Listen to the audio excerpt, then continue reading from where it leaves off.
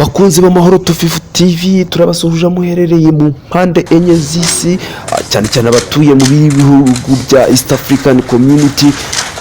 Tugiye kubagezaho rero inkuru ya nyakwigendera Joseph Pombe Magufuli, aho yatabarutse ku myaka 61, akaba yari Prezida wa gatanu w'igihugu cya Tanzania. Akaba rero atavugwaho rumwe cyane cyane bitewe n'imbwirwaruhame yagiye atangariza abaturage biwe ndetse n'isi yose muri rusange. Uyu Prezida wa Tanzania rero wa gatanu utabarutse afite imyaka 61, yabaye Prezida wa gatanu w'igihugu cya Tanzania, azwiho kugira ubushishozi bukomeye cyane mu mikorere ye, kandi akaba azwiho cyane mu kuba mu baperezida batihanganiraga amafuti habe na gatoya. Prezida John Pombe Magufuli rero yavutse mu muryango ukennye cyane, yarazamutse agera ku rwego rwo kuba Prezida ahagana muri 2015. yarazwi kandi ku kahimbano ka tingatinga. Yagiye kongera kuvugwa rero cyane ku isi kubera uko yitwaye imbere y'icyorezo cya coronavirus. Ibi ni bimwe rero mu bitekerezo bye bwite, mu magambo ye bwite yagiye atangaza. Ndashaka kubabwira, ndashaka kandi gushima abatanzania bukwemera kose. Tumaze igihe dusenga tuniyiriza ngo Imana idukize iki cyorezo cyateye igihugu cyacu n'isi, kandi Imana yaradusubije. Nizera ntashidikanya kandi ko n'abatanzania benshi bizeye ko corona Imana yayiranduye. Babibwiye abaje ibingibi rero yakaba yarabitangarije abaje gusenga muri Kiliziya y'i Dodoma mu kwezi kwa gatandatu 2020. Yongeye kandi kuvuga ati tugomba kwitonda kuko zimwe muri ziriya mpano zo kurwanya coronavirus zishobora gukoreshwa mu kuyikwiza.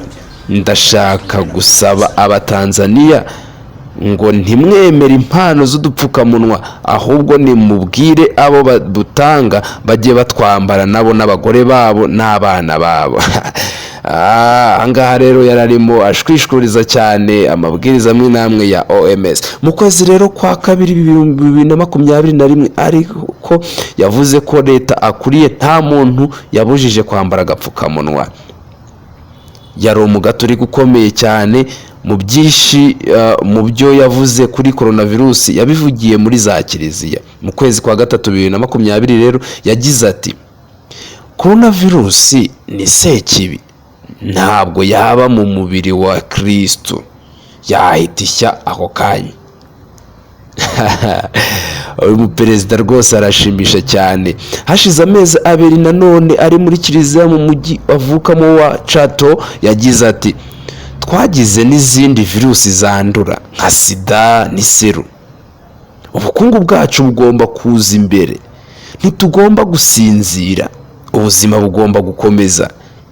Ibihugu muri Afurika bizajya biza hano kugura ibyo kurya mu myaka iri imbere, bizaba byarazahajwe kubera gufunga ubukungu bwabyo. Tariki ya 19 z'ukwezi gushize kwa kabiri, mu gushyingura umunyamabanga we wa nyuma kandi n'urupfu rwa Vice Prezida wa Zanzibar wari wanduye COVID-19, yasabye abatanzania kudakuka umutima. Yagize ati birashoboka ko iki ari ikindi kigeragezo, ariko hamwe n'Imana tuzatsinda. Nitureke guterana ubwoba kuko twatsindwa. Imana ntabwo yatererana iki gihugu. Uyu mugabo rwose ukwemera kwe ubona ko yemeraga cyane kandi ashikamye. Yagiye agaragaza byinshi mu bintu bikomeye cyane. Ibyo yagiye atangaza rero kuri coronavirus cyangwa se kuri lockdown, gushyirwa muri guma mu rugo, yakomeje akomoza mu migirire ya Prezida wa mbere wa Tanzania Julius Nyerere wo kwanga inkunga z'amahanga. Magufuli yagize ati umubyeyi duheraho ntiyari umuntu wo kubwira icyo akora. Abashyiraho ariya mategeko bamenyereye gushyiraho amabwiriza umubyeyi duheraho yangaga. Aha rero nibyo yabwiraga abatanzania ku byerekeranye no kubashyira muri guma mu rugo, aho yaje gutsemba burundu ko atazigera abashyira muri guma mu rugo kugeza igihe aviriyemo umwuka. mu kwipimisha coronavirus yagize ati mu kwezi kwa gatanu yakemanze ubuziranenge bw'ibipimo bya covid. Icyo nicyo gihe Tanzania iheruka gutanga amakuru ku banduye n'abishwe na coronavirus. Nyuma yo kohereza ibipimo byafashwe mu matungo n'imbuto ngo bipimwe iyi virusi, yavuze ko ipapayi, inyoni n'ihene byose byasanzwe byaranduye. Ati kenshi nashimangiye ko ibintu byose uhabwa atari byiza. Birashoboka ko hari abantu bari gukoreshwa ku bikoresho byaba bikoreshwa, ariko byanaba kuko iyi ni intambara. Ku nkingo za covid naho yagize ati mu kwezi kwa mbere yagize ati Minisiteri y'Ubuzima igomba kwitonda, ntibagomba kwihutira kugerageza izi nkingo nta bushakashatsi. Buri rukingo si ingenzi kuri twe, tugomba kwitonda, ntitugomba gukoreshwa nk'imbeba z'ubushakashatsi. Yongeraho agira ati gutera inkingo ni ibintu bitera akaga. Niba umuzungu yarakoze uru rukingo, yagombye kuba yarakoze n'urwa sida, kanseri, igituntu ndetse n'izindi ndwara zajegeje Afurika.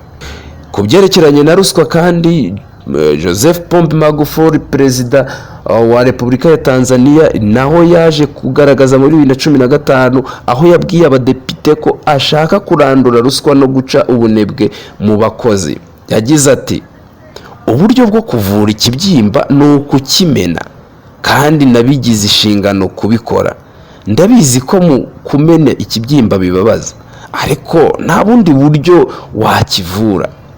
Hashize imyaka hafi 2 nyuma yo kwirukana abayobozi bagera ku bihumbi 10 byose baregwa kugira impamyabumenyi z'impimbano, yagize ati aba bantu bari mu mwanya wa leta ariko batabikwiye, baratwibye kimwe nk'abandi bajura bose. Prezida John Pombe Magufuli kandi yaje kongera kugaragara mu mbwirwaruhame yatangarije abantu ku byerekeranye no kubangavu batwita, aho mu kwezi kwa gatandatu 2017 yagize ati igihe cyose nzaba nkiri perezida, umunyeshuri utwite ntazembererwa kugaruka ku ishuri, nyuma yo guterwa inda biba birangiye. Yongeraho ko abagore bato iyo bagarutse kwiga badakurikira. Ati nyuma yo guteranya imibare mike yahita abwira mwarimu ati reka njye konsa umwana wanjye ari kurira. Kugiye kwiyongera kw'abaturage rero, Prezida Pombe John Magufuli wa Tanzania yongeye kuvuga ati bagore nimufungure imira yanyu, mubyare, mwororoke, mugire abana benshi cyane. Abatanzania dukeneye abantu benshi cyane kugira ngo ubukungu bwacu bwiyongere. Mu kwezi kwa gatandatu 2019 rero ibiro ntaramakuru Reuters byasubiyemo amagambo yavuga ati iyo ufite abaturage benshi wubaka ubukungu. Niyo mpamvu ubukungu bw'Ubushinwa ari bunini cyane. Ndabizi ko abakunda gufunga imbyaro bari bunegure ibyo mvuze, ariko mwe nimufungure imira yanyu, bo mureke bafunge iyabo. Ku byerekeranye no ku butegetsi nabwo yaje kongera kugaragara mu 2018 ubwo yavugaga ngo ndashaka ko abatanzania bamenya ko bafite perezida wa nyawe, urutare nyarwo, sinshobora guterwa ubwoba kandi sintinya. Ibi yabitangaje mu kwezi kwa gatatu 2018. Ku byerekeranye rero n'ibindi byo murage we yavuze ati umunsi umwe muzanyibuka, ndabizi umunsi umwe muzanyibuka ku bikorwa byiza aho kuba ibibi, kuko nahaye ubuzima bwanjye abakene muri Tanzania. Yabivuze mu mashusho yabonetse nyuma y'uko apfa. Nyakwigendera John Pombe Magufuli rero yagiye agaragara mu mbwirwaruhame nyinshi zishoboka kandi zigaragaza ko koko ari umunyafurika nyawe, ari umuntu ushaka guteza imbere igihugu aho kugira ngo agisahure, aho kugira ngo ateze imbere ahandi hantu, aho yaje no kugaragara afunga ingendo ze zijya mu mahanga. Twabibutsa ko apfuye asuye ibihugu 3 byonyine ku isi, harimo n'igihugu cyacu cy'u Rwanda. Rwanda yasuye agihimara gutorerwa manda ye ya mbere 2015, yongera mu Burundi ndetse yongera no muri Kenya. Ahandi hose ingendo zo hanze y'ibihugu nta namwe yigeze ajya, akaba yaranahagaritse n'ingendo z'abadiplomate ba Tanzania. Apfuye kandi John Pombe Magufuli apfuye agejeje Tanzania ahantu hashimishije, kuko yavanye iki gihugu mu bihugu bikennye agishyira mu bihugu byishoboye, aribyo twita middle class economy countries.